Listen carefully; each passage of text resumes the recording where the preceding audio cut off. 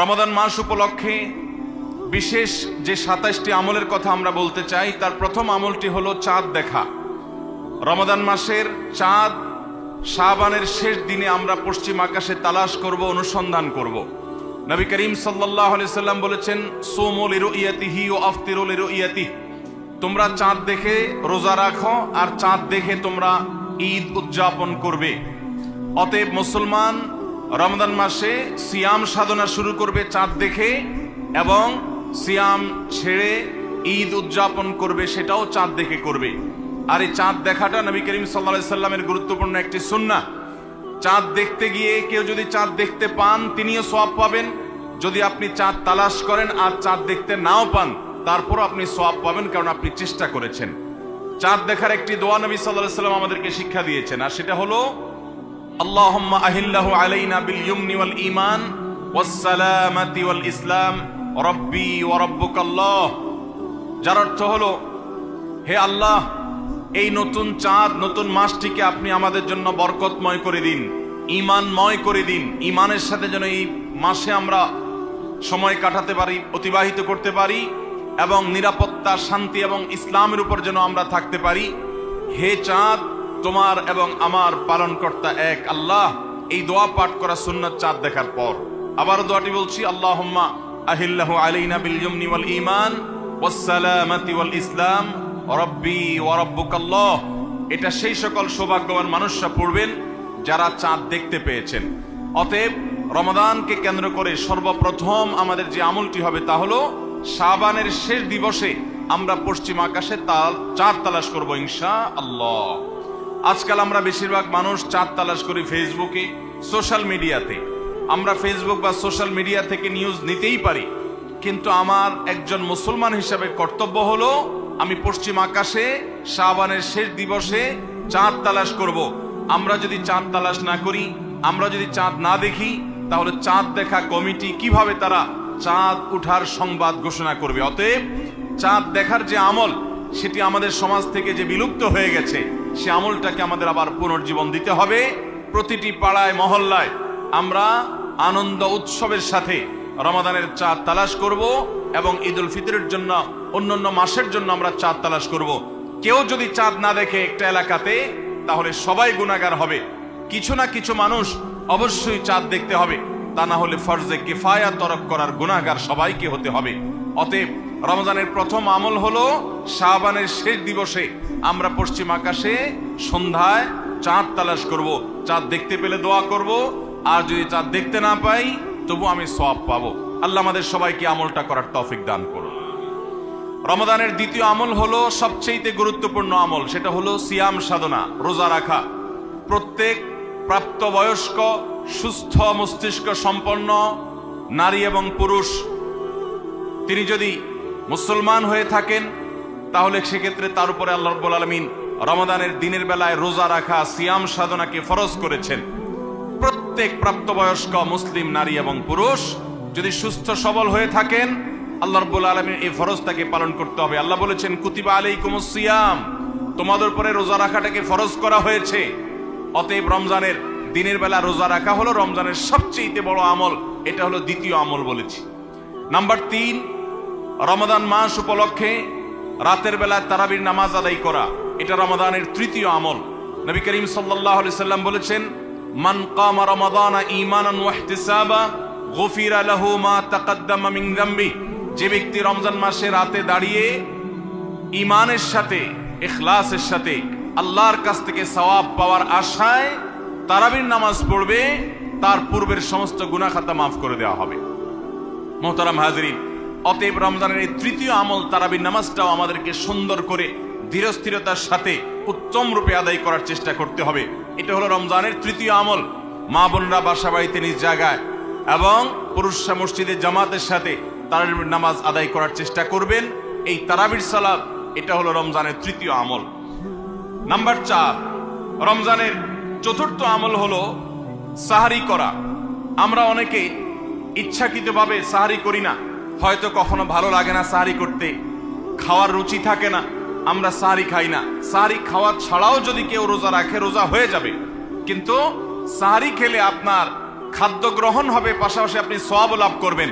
প্রতিদিনই আপনি খাবার খান, এই সমস্ত খাবার খাওয়াটা জায়েজ, এটার কারণে আপনার কোনো সওয়াব হবে না যদি আপনি সাধারণ ভাবে আপনি খাবার খান।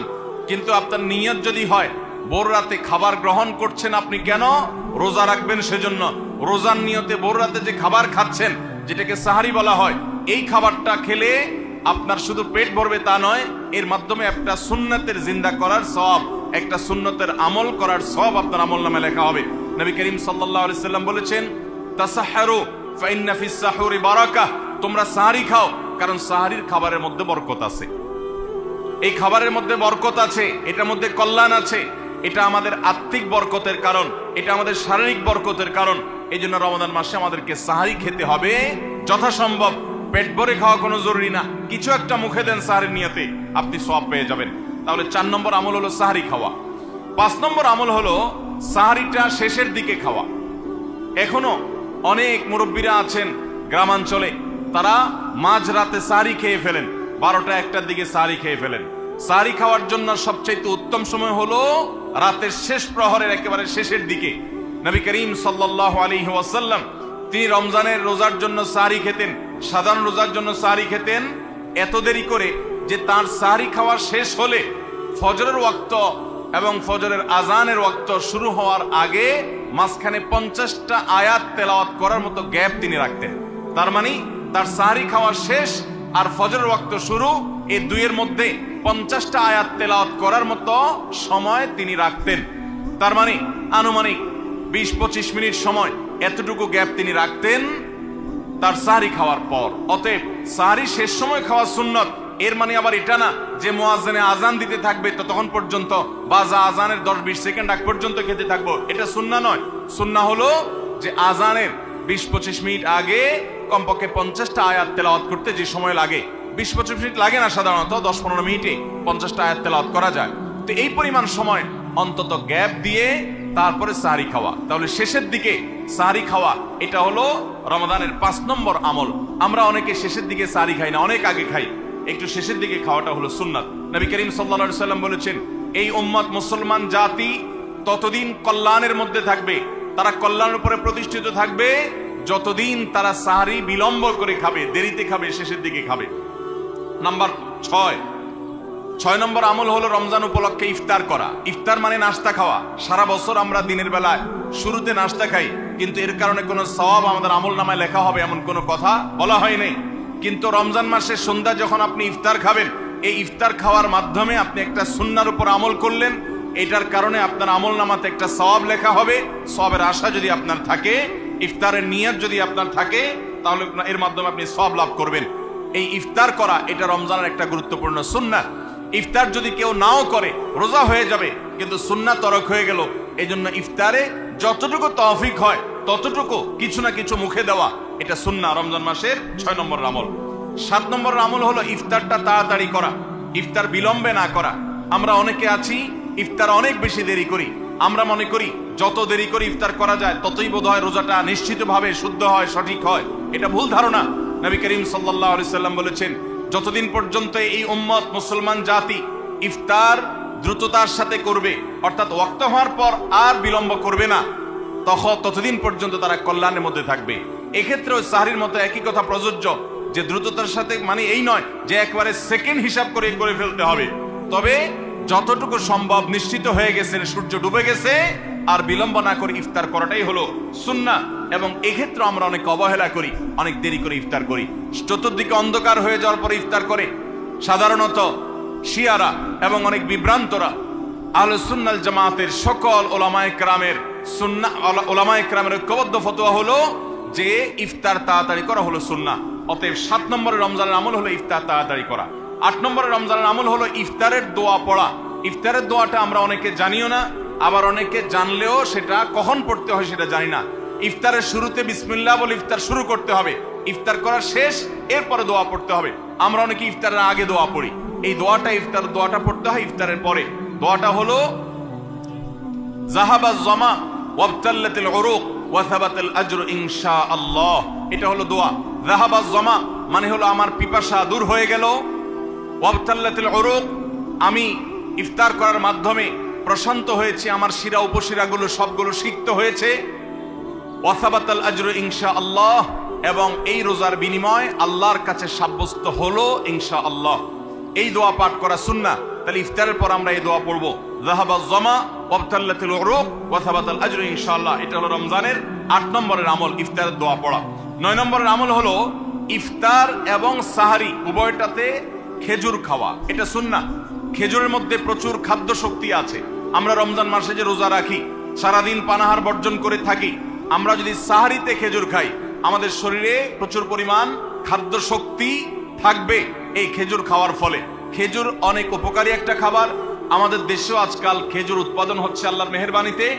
এই খেজুর ইফতারিতে নবী করিম সাল্লাল্লাহু আলাইহি সাল্লাম আধা পাকা আধা কাঁচা খেজুর, যেটা যে অর্ধেক পেকেছে অর্ধেক কাঁচা, সেগুলো তিনি পছন্দ করতেন।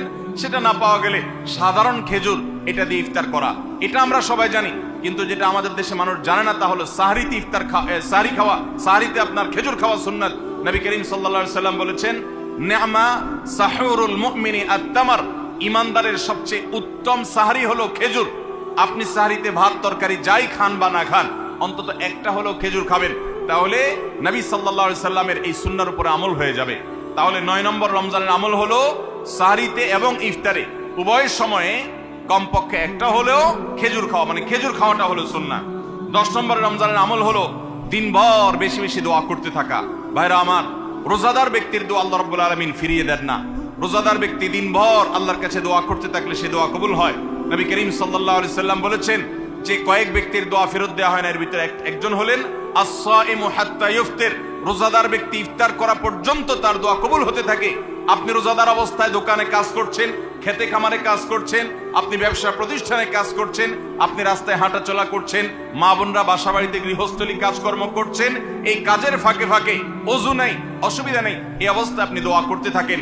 রোজাদার অবস্থায় দোয়া কবুল হয়। সারাদিন আপনি মনে মনে আপনার চাওয়াগুলো আল্লাহর কাছে নিবেদন করেন, আল্লাহর সাথে আপনি কথা বলতে থাকেন, কারণ দোয়া কবুলের একটা মোক্ষম সময় হলো রমজান মাসে এই রোজা অবস্থায়। বিশেষ করে ইফতারের আগ মুহূর্তে দোয়া কবুল হয়, আমরা তখন অনেকে ইফতার নিয়ে ব্যস্ত হয়ে পড়ি। তাহলে আমরা 10 নম্বর আমল জানলাম রমজান মাসে, সেটা হলো বেশি বেশি আল্লাহর কাছে দোয়া করা, আল্লাহর কাছে মনের চাওয়াগুলো পেশ করা, দুনিয়ার চাওয়া আখিরাত চাওয়া। আল্লাহ আমাদেরকে তৌফিক দান করুন।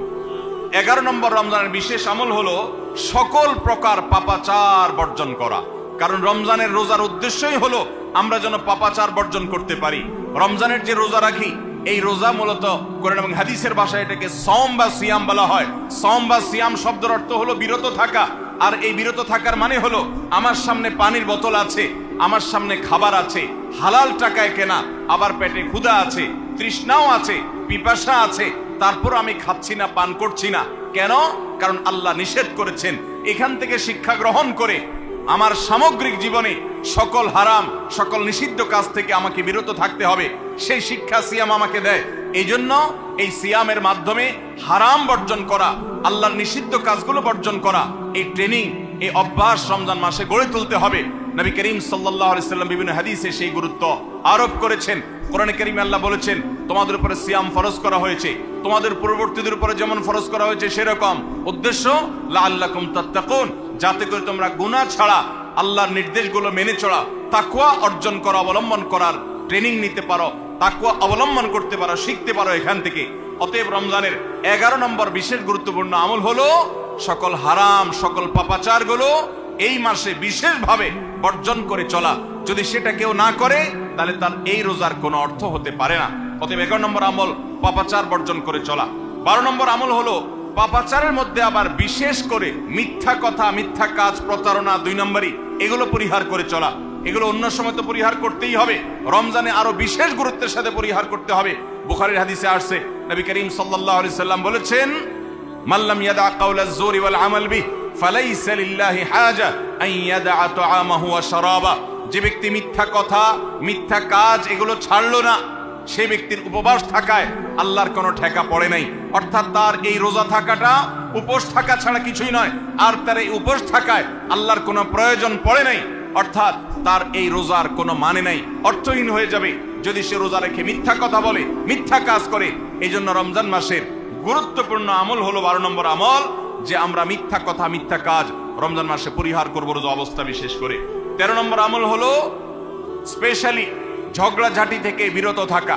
নবী করিম সাল্লাল্লাহু আলাইহি সাল্লাম বলেছেন, কোন রোজাদারের সাথে কেউ যদি কুতর্ক করতে আসে, ঝগড়া ফাসাদ করতে আসে, তাহলে সে বলবে ইন্নী সায়েম, আমি তোমার ঝগড়া, আমি তোমার গালিগালাজ, আমি তোমার বিতর্ক বর্ষার জবাব দিতে পারছি না, কারণ আমি রোজাদার অবস্থায় আমি আমার মুখ নষ্ট করব না, সময় নষ্ট করব না। অতএব ফেসবুকের বাইরে সোশ্যাল মিডিয়াতে অথবা অনলাইনে অফলাইনে যে কোনো জায়গায় আমরা রমজান মাসে বিশেষভাবে ঝগড়া ঝাঁটি, গন্ডগোল, ফাসাদ, তর্ক বিতর্ক, বর্ষা এগুলো আমরা বর্জন করে চলবো, কারণ এটা রমজানের বিশেষ গুরুত্বপূর্ণ আমল যে এই মাসে আমি কোনো ঝগড়াঝাটি করব না। এটা হলো রমজানের 13 নম্বর বিশেষ আমল।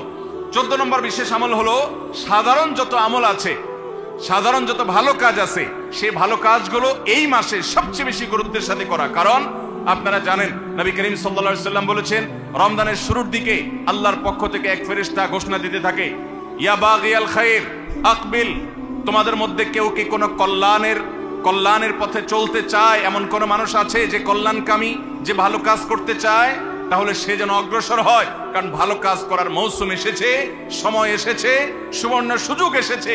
এটা আমল করার সময়, এটা নিজের আমল নামার শূন্য স্থানগুলো পূরণ করার সময়, এটা জান্নাতের পথে এগিয়ে যাওয়ার সময়। অতএব যত নেক আমল আছে, সেটা যেই ধরনেরই হোক না কেন, সকল ভালো কাজ সবচেয়ে বেশি করতে হবে এই রমজান মাসে। 5 ওয়াক্ত নামাজকে গুরুত্বের সাথে পড়তে হবে, অন্যান্য সমস্ত আমলগুলো করতে হবে, সাধারণ আমলগুলো বিশেষ গুরুত্বের সাথে করা। এটা হলো 14 নম্বর আমল রমজানের। 15 নম্বর আমল হলো খুব গুরুত্বের সাথে ইস্তেগফার করা, আল্লাহর কাছে গুনাহ মাফ চাওয়া। কারণ আপনারা জানেন রমজান মাস এসেছে আমাদের গুনাহগুলোকে মাফ করাবার জন্য, রমজান মাস এসেছে আমাদেরকে জাহান্নাম থেকে মুক্তির পরোয়ানা পাইয়ে দেওয়ার জন্য। নবী করিম সাল্লাল্লাহু আলাইহি সাল্লাম বলেছেন, ওয়ালিল্লাহি উতাকা মিনান নার ওয়া যালিকা কুল্লু লাইলা, রমজানের প্রতি রাতে আল্লাহ তাআলা অসংখ্য অগণিত মানুষকে জাহান্নাম থেকে মুক্ত, অমুক জাহান্নাম থেকে মুক্ত, অমুককে জাহান্নাম থেকে মুক্ত ঘোষণা করা হলো। এই আল্লাহর ফরমানে এলাহি তিনি জারি করতে থাকেন, বহু মানুষকে আল্লাহ তাআলা মুক্ত ঘোষণা করেন। একজন ইমানদার বান্দা এই আল্লাহর তাআলার সাধারণ ক্ষমার অফার নেওয়ার জন্য তিনি চোখের পানি ফেলে দোয়া করবেন, তিনি বিভিন্ন সময় দোয়া করবেন, আল্লাহ রমজান মাস চলছে, এটা গুনাহ মাফ করানোর সময়, এটা গুনাহ মাফ করার সুবর্ণ সুযোগ, আপনি আমার গুনাহগুলো মাফ করে দিন, আমার ভুল ত্রুটি মাফ করে দিন, সারা বছর আমি অনেক পাপ করেছি, আল্লাহ আপনি আমাকে ক্ষমা করে দিন, আমার হিসেবে যত আমল নামাতে যত গুনাহ আছে সবগুলো আপনি ডিলিট করে দিন। আল্লাহর কাছে মাফ চাইতে হবে। নবী করিম সাল্লাল্লাহু আলাইহি সাল্লাম বলেছেন, জিবরিল এসে তার কাছে প্রস্তাব পেশ করেছেন আল্লাহর তরফ থেকে, বাউদামান আদরাকা রমাদান ওয়া লাম ইগফার লাহ, যে ব্যক্তি রমজান পেয়েছে অথচ তার গুনাহ মাফ হয় নাই, সে ধ্বংস হোক। নবী সাল্লাল্লাহু আলাইহি সাল্লাম আমিন বলেছেন। অতএব রমজান মাসে গুনাহ মাফ যদি আপনি করাতে না পারেন, তাহলে জিবরিলের বদদোয়া, নবী সাল্লাল্লাহু আলাইহি সাল্লামের বদদোয়া আপনার জন্য লাগবে। এই জন্য যেই কোনো মূল্যে রমজানের প্রতি রাতে প্রতিদিন চোখের পানি ফেলে একটু একটু করে হলে দোয়া করে আল্লাহর কাছে নিজের গুনাহগুলো মাফ করাইতে হবে। জাহান্নাম থেকে মুক্তির ঘোষণা আল্লাহর পক্ষ থেকে আদায় করে নিতে হবে। এর মাধ্যমে এটা হবে দোয়ার মাধ্যমে, রোনাজারির মাধ্যমে, কান্নাকাটির মাধ্যমে, চেষ্টার মাধ্যমে, আল্লাহর কাছে তওবা করার মাধ্যমে। আল্লাহ আমাদেরকে তৌফিক দান করুন। এটা হলো 15 নম্বর আমল, যে গুনাহগুলো মাফ করাবো, জাহান্নাম থেকে মুক্তির পরোয়ানা দেওয়া হয়, সেটি আমার নামটা যেন সেই তালিকায় যায়, সেই চেষ্টা আমরা করব প্রতিদিন। 16 নম্বর রমজানের বিশেষ আমল হলো রোজাদারকে ইফতার করানো। নবী করিম সাল্লাল্লাহু আলাইহি সাল্লাম বলেছেন, মান ফাত্তারা সাইমান ফালাহু মিথলু আজরিহি মিন গায়রি আন ইউনকাসা মিন আজরিহি শাইআ, যদি কেউ কোনো রোজাদারকে ইফতার করায়, আল্লাহ রাব্বুল আলামিন ওই রোজাদারের রোজার কারণে তিনি যে সওয়াব পেয়েছেন তারটা তিনি পাবেন, অতিরিক্ত বোনাস হিসাবে যেই লোকটা ইফতার করালো রোজাদারকে, আল্লাহ তাআলা তাকে সমপরিমাণ সওয়াব দান করবেন। ভাইরা আমার, আমরা রমজান মাসে কেউ চাইলেও 30টার বেশি রোজা রাখতে পারবো? 30টার বেশি রোজা রাখার কোনো সুযোগ আছে? ছোট পোলাপান আছে, তারা দিনে 2-3টা করে রাখে, কিন্তু প্রাপ্তবয়স্ক কোনো মানুষ রমজান মাসে দিনের বেলায় একটা বেশি রোজা রাখার সুযোগ আছে? 30টা বেশি আমরা রাখতে পারবো না। কিন্তু যদি আপনি চান আপনার আমল নামায় 60টা রোজার সওয়াব লেখা হবে, তাহলে সম্ভব। আর সেটা কিভাবে?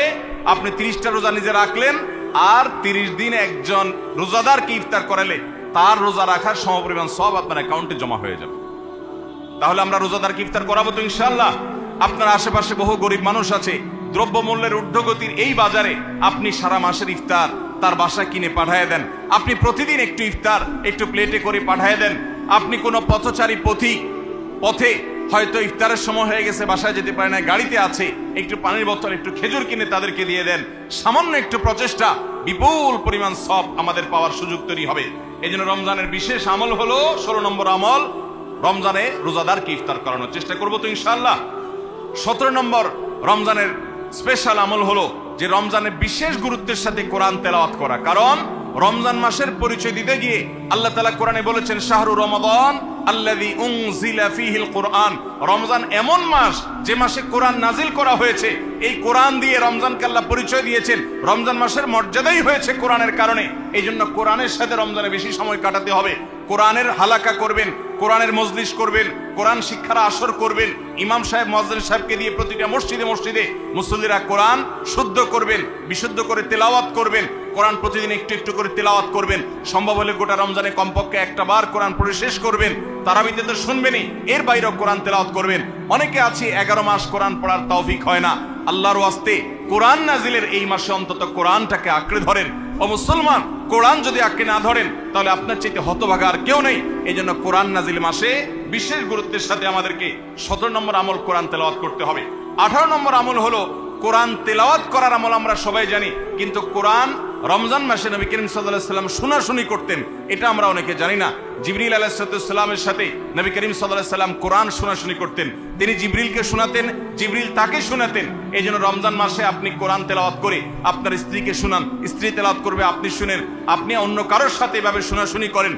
এইটাও রমজান মাসের বিশেষ গুরুত্বপূর্ণ আমল। সেই সাথে কোরআন বুঝে পড়া, কোরআনের ব্যাখ্যা জানার চেষ্টা করা, অর্থ সহকারে জানার চেষ্টা করা, কোরআনের কি আছে, আল্লাহ কি বলেছেন, সে ইলমটা অর্জন করার এক বিরাট প্রয়োজনীয় সময় মুহূর্ত হলো রমজান মাস। 18 নম্বর আমল হলো তাহলে কোরআন শোনাশুনি করা। 19 নম্বর আমল হলো সাদাকা করা, দান করা। আমাদের প্রিয় নবী সাল্লাল্লাহু আলাইহি ওয়াসাল্লাম সম্পর্কে তার সহধর্মিনী উম্মুল মুমিনিন আয়েশা রাদিয়াল্লাহু তাআলা আনহা বলেছেন, নবী সাল্লাল্লাহু আলাইহি ওয়াসাল্লাম এমনিতেই দানশীল ছিলেন। তিনি সারা বছর প্রচুর পরিমাণে দান করতেন, কিন্তু রমজান যখন শুরু হতো তখন তিনি সবচেয়ে বেশি বদান্য, সবচেয়ে বেশি দানশীল হয়ে পড়তেন। তার দানশীলতা এত বেড়ে যেত যে মুক্ত বাতাস যেরকম সব জায়গায় পৌঁছে যায়, যে জায়গায় মানুষ চায় দরজা খুলে রাখে সেখানেও যায়, কোন একটা ফাঁক ফোকর পেলে সেই জায়গায়ও মুক্ত বাতাস প্রবেশ করে। নবী সাল্লাল্লাহু আলাইহি ওয়াসাল্লামের রমজানের দানটা এরকম ছিল যে চায় তাকেও দিতেন, যে চায় না তাকেও দিতেন। তিনি দুই হাতে দিতেন। তিনি অনেক বেশি সম্পদশালী ছিলেন না, কিন্তু যেটুকু ছিল অকাতরে তিনি দান করতেন। আমরা যেন আয়েশা রাদিয়াল্লাহু তাআলা হাদিস থেকে বোঝা যায় রমজান মাস দানের মাস। এই জন্য নবীজি বছরের অন্য যে কোনো সময় চাইতে রমজানে বেশি বেশি দান করতেন।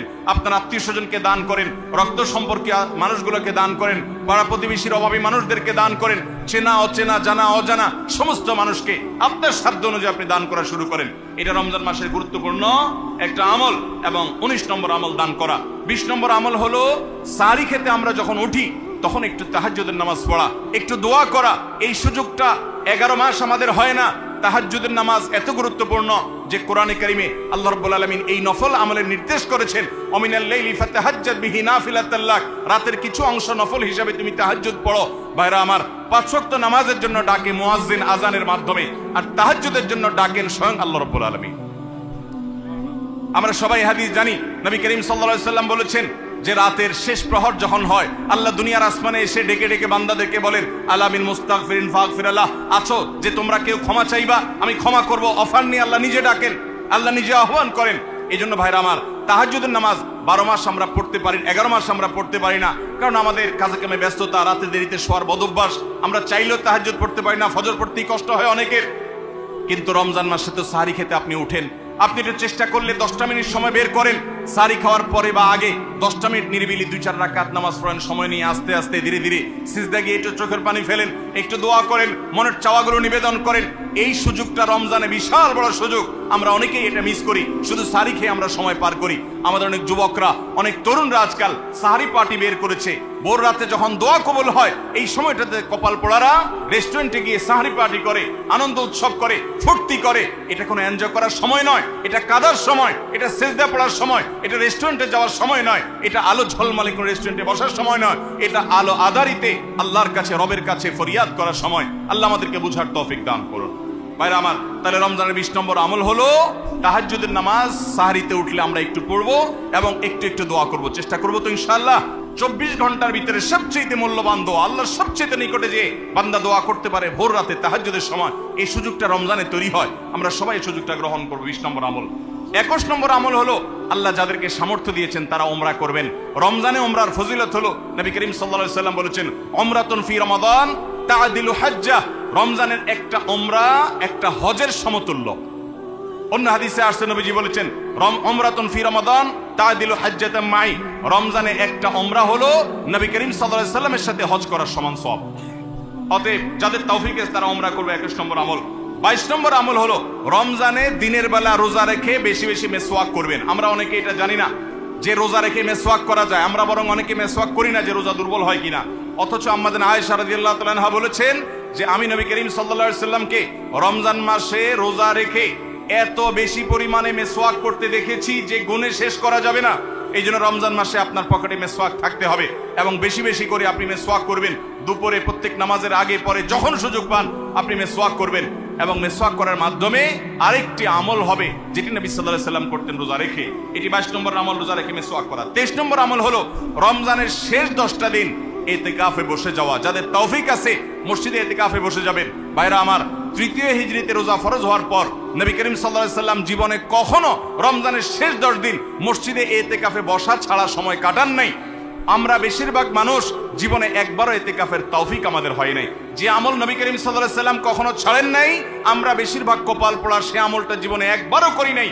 ইতিকাফের মানে হলো আপনি গাট্টি বসকা নিয়ে, আপনার কাঁথা বালিশ নিয়ে, আপনার সব কাপড় চোপড় নিয়ে আপনি আল্লাহর চৌকাঠে এসে পড়ে যাওয়া। এটা অত্যন্ত অত্যন্ত তৃপ্তিদায়ক একটা ইবাদত, অত্যন্ত এই একটা মজাদার একটা ইবাদত যেটার স্বাদ আপনি আস্বাদন একবার করলে আপনাকে আর কেউ ঠেকাতে পারবে না। আমরা মনে করি ইতিকাফ মানে মসজিদে বন্দী হয়ে যাওয়া, কথা বলা যাবে না, বোবার মতো থাকতে হবে। এটা ভুল ধারণা। মসজিদে থাকলে প্রয়োজনীয় কথা বলতে পারবেন, আপনি ঘুমাতে পারবেন, আপনি অন্যান্য প্রয়োজনীয় কাজ, একান্ত প্রয়োজনীয় কাজও করতে পারবেন। তবে মসজিদের মধ্যে নিজেকে বন্দী করে রেখে আপনি যখন ইবাদত করবেন আপনার ফিলিংস হবে যে আমি আল্লাহর কাছে এসে নিজেকে বন্দী করে ফেলেছি। অসম্ভব ভালো লাগা কাজ করবে। আপনি যদি ইতিকাফে থাকেন তাহলে সেক্ষেত্রে বিশাল বড় একটা আমল আপনি জিন্দা করলেন। আমাদের দেশে অনেক মসজিদে ইতিকাফের জন্য লোক ভাড়া করা হয়।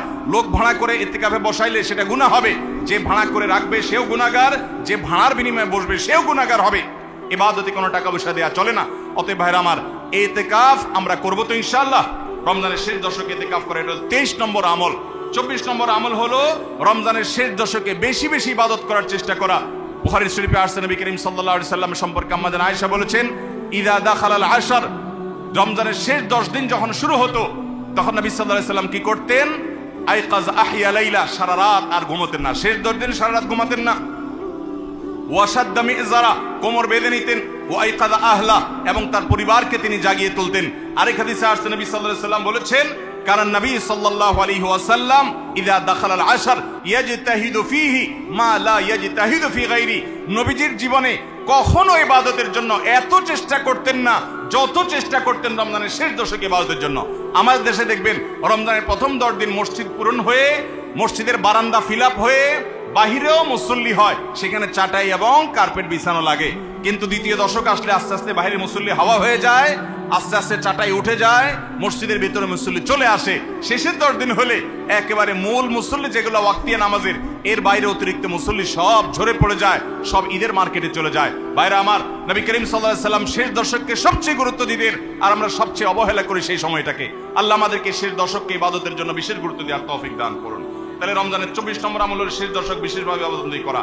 25 নম্বর আমল হলো লাইলাতুল কদর তালাশ করা। নবী করিম সাল্লাল্লাহু আলাইহি সাল্লাম বলেছেন তাহাররু লাইলাতুল কদর ফিল বিত্রি মিনাল আশরিল আওয়াখির মিন রমাদান, তোমরা রমজানের শেষ দশকের বেজোড় রাতগুলোতে লাইলাতুল কদর বেশি বেশি করে তালাশ করো। বেজোড় রাতগুলোতে বেশি বেশি, শেষ দশকের প্রত্যেক রাতেই জেগে জেগে ইবাদত করা কদর হতে পারে সে আশায়। কদরের একটা রাত যদি ইবাদত করতে পারেন আপনি, তাহলে 1000 মাস ইবাদতের চাইতে বেশি উত্তম হবে, আপনার আমলনামাতে সব বেশি জমা হবে। এই জন্য কদরের রাতে ইবাদতের চেষ্টা করা। সারা বছরের শ্রেষ্ঠ রাত হলো কদরের রাত। কোরআন নাজিল হয়েছে এই কদরের রাতে। অতএব কদরের রাত পাওয়ার জন্য শেষ দশকের প্রত্যেকটা রাতে, প্রত্যেকটা না পারলে অন্তত বেজোড় 21, 23, 25, 27, 29 এই রাতগুলোতে ইবাদত করবো। আল্লাহ আমাদেরকে তৌফিক দান করুন। এটা হলো 25 নম্বর আমল, লাইলাতুল কদর তালাশ করা। 26 নম্বর আমল হলো লাইলাতুল কদরের দোয়া পড়া। আজানের সময় আজানটা দিয়ে দেন। আর 2টা পয়েন্ট আছে, আমি শেষ করে তারপর আমরা নামাজ পড়ব। আজান দিয়ে দেন। আর 2টা পয়েন্ট আছে, এই 2টা পয়েন্ট শেষ করে আমরা মসজিদে যাব। সবাই যার যার জায়গায় বসে আজানটা দিয়ে দেন। শেষ করে ফেলবো? আচ্ছা ঠিক আছে, তাহলে আমরা শেষ করি। 2 মিনিট লাগবে ইনশাআল্লাহ। তাহলে 25 নম্বর আমল হলো লাইলাতুল কদর তালাশ করা। শেষ দশকের সবগুলো রাতে, সম্ভব না হলে বেজোড় রাতে। আল্লাহ আমাদেরকে তৌফিক দান করুন। আর 26 নম্বর আমল হলো লাইলাতুল কদর যদি আমরা পেয়ে যাই, মনে হয় যে এটা লাইলাতুল কদর হতে পারে, তাহলে একটা বিশেষ দোয়া পড়া। দোয়াটা হলো আল্লাহুম্মা ইন্নাকা আফুউন তুহিব্বুল আফওয়া ফাআফু আন্নি। হে আল্লাহ, আপনি ক্ষমাশীল, আপনি ক্ষমা করতে ভালোবাসেন, পছন্দ করেন, আপনি আমাকে ক্ষমা করুন। এই দোয়াটা পড়বো তো ইনশাআল্লাহ। আল্লাহুম্মা ইন্নাকা আফুউন, বড় বড় অর্থবহ একটা দোয়া, বড় মজাদার একটা দোয়া। আল্লাহুম্মা ইন্নাকা আফুউন, আল্লাহ আপনি তো ক্ষমাশীল, তুহিব্বুল আফওয়া, ক্ষমা করতে পছন্দ করেন, ফাআফু আন্নি, অতএব আমাকে ক্ষমা করেন। 26 নম্বর আমল লাইলাতুল কদরের দোয়া পড়া। 27 নম্বর এবং সর্বশেষ আমল হলো রমজানের শেষে ঈদের চাঁদ দেখা যাওয়ার পর অথবা ঈদের চাঁদ দেখা যাওয়ার একদিন আগেও করা যায় ফিতরা আদায় করা, গরিবদের বাসায় খাদ্য পৌঁছে দেওয়া। এটা কেন করব? নবী করিম সাল্লাল্লাহু আলাইহি সাল্লাম বলেছেন, যাকাতুল ফিত্রে তুহরাতান লিস-সাইমি আনিল লাগবি ওয়ার রাফাস ওয়া তু'মাতাল লিল মাসাকিন।